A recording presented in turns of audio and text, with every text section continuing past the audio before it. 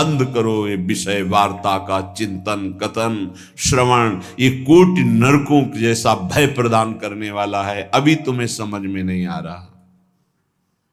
ये विषय चित्र देखना, विषय चिंतन करना, विषय क्रियाएं करना बहुत करोड़ों जन्मों में किया है। थोड़ा संयम में हो जाओ। मानव जीवन की दिव्यता, आनंद की दिव्यता, उसका अनुभव करो, परमात्म तत्व का अनुभव करो, नहीं पछताओगे। यहां से कुछ नहीं जाना। कह रहे हैं अलम छई सुखा प्रदैर युवती पुत्र आदि कैर। ये बहुत बड़ा आकर्षण है हर हृदय में काम का। विपरीत शरीरों को भोगने की प्रबल इच्छा, यही हमारी दुर्गति कराती चली आई है। इसी का आकर्षण रोकना है। यदि हृदय में यह आकर्षण बना रहा, काम सुख के भोग के लिए विपरीत शरीरों के आकर्षण, शरीरों को भोग करके आनंद की अनुभूति करने की इच्छा, ये दुर्गति करा देती है। दुर्गति ये ऐसा दलदल है, इस दलदल में प्रथम बार जब से उतरे आज तक नहीं निकल पाए। धसता ही चला गया जो इस काम भोग रूपी दलदल में गिरा। इसलिए कह रहे अलम क्षयम सुख, नाशवान चिंता शोक प्रदान करने वाले इस सुखाकर्षण से बचो। जो शरीराकर्षण, इससे बचो, नष्ट हो जाओगे। तुम्हारे जीवनी शक्ति एक सीमित है।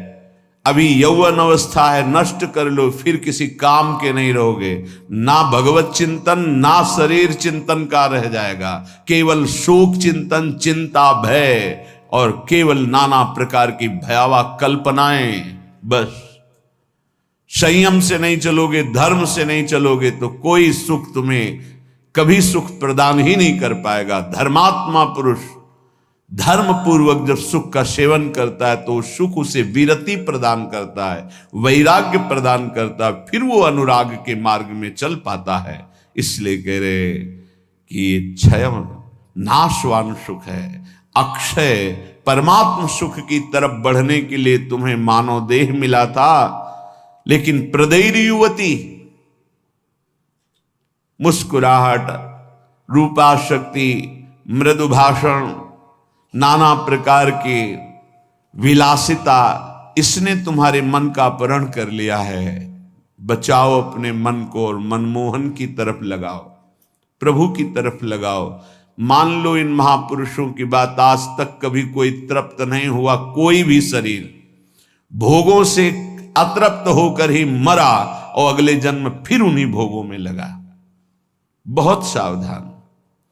यदि बात समझ में आ जाएगी तो निहाल हो जाओगे, नहीं समझ में आएगी तो कभी पछताओगे इस बात को सोचकर।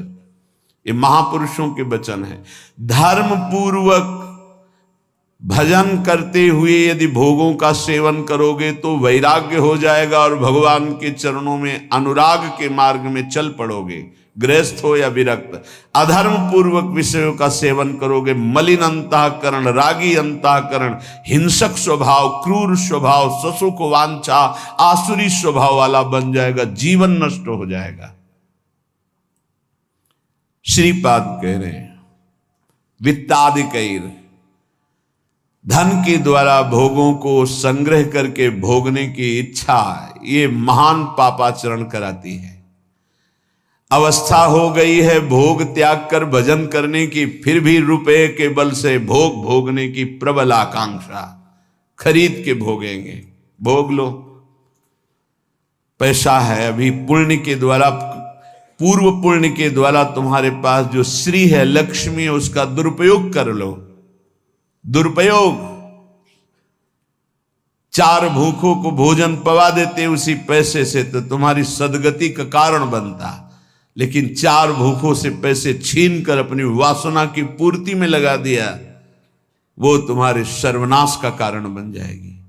किसी को भी बाहुल्यता भोगों की मिलती, संपत्ति की मिलती तो उसके भोग के लिए नहीं, समाज सेवा के लिए मिलती है। तुम्हारा जितना खर्चा है कम से कम खर्चा करके काम चलाओ और तुम्हारे पास जो अधिक संपत्ति है वो दूसरों की सेवा में लगाओ। बीमार की सेवा में लगाओ, असहाय की सेवा में लगाओ, भूखों की सेवा में लगाओ, पशु पक्षियों की सेवा में लगाओ, तो धर्म बन जाएगा। और ये धर्मो रक्षति रक्षिता, ये दुर्गति से तुम्हारे धर्म रक्षा कर लेगा। लेकिन जिनके पास धन बढ़ता है उनके पास दोष बढ़ जाता है। मदिरा पान करना, पैसे के बल से व्यभिचार करना, पैसे के घमंड में आकर दूसरे की जीवों की हत्या कराना, मांस खाना, नाना प्रकार के छल कपट द्वारा पैसा, ये महान नरक की प्राप्ति कराता है, घोर दुर्गति होती है। इसलिए कह रहे वित्तादि बचो, बचो, अधर्म के धन से बचो। ये बहुत प्यारा दिखाई देता है लेकिन तुम्हारा सर्वनाश कर देगा। अगर 1 रुपया धर्म का आ जाए तो बुद्धि भ्रष्ट होना शुरू हो जाती है। फिर तुम बड़ी बड़ी संपत्तियां छल कपट से एकत्रित करोगे, तुम्हारी दुर्दशा क्या होगी।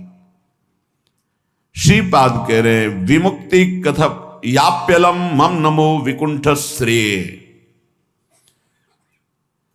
जो ऐसे आचरण करते हैं मुक्ति की चर्चा उनके लिए बेकार है।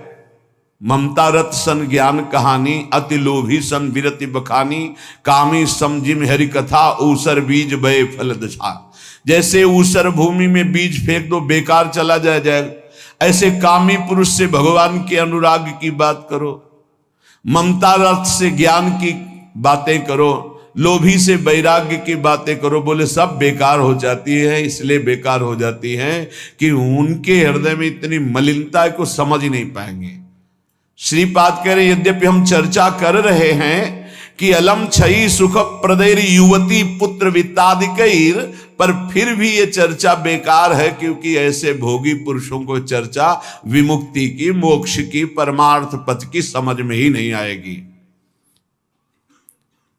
फिर भी हमारी प्रार्थना है कि आप समझने की चेष्टा करें। ये तुम्हारी संपत्ति, ऐश्वर्य, पुत्र, वित्त, स्त्री, परिवार, संबंधी, ये सब एक दिन तुम्हें छोड़ देंगे। तुम्हें अकेला यहां से जाना होगा। तुम्हारे पाप कमाए हुए और पुण्य कमाए हुए वही दोनों साथ जाएंगे। और यदि भजन कर लिया तो पाप पुण्य दोनों को विध्वंस करके वो भगवत प्राप्ति करा देंगे। शुभ अशुभ दुर्ग विध्वंस बल तब जयति जयति जग उच्चरे।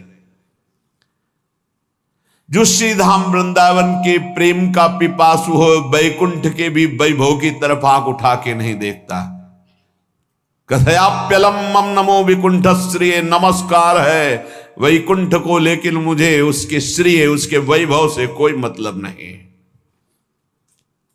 परम तु ही भवे भवे भवतु वार्षभाण्यथ, वृषभानु की पुत्री श्री लाडली जू किशोरी जू, परंतु मेरा मन श्री किशोरी जू के चरणारविंद में, जहां ब्रजेंद्र नंदन श्री लाल जो महाराज मुकुट झुकाए हुए हैं, रसघन मोहन मूर्तिम विचित्र केलि महोत्सवोल्लसितम, राधा चरण विलोडित रुचिर शिखंडम हरिम वंदे।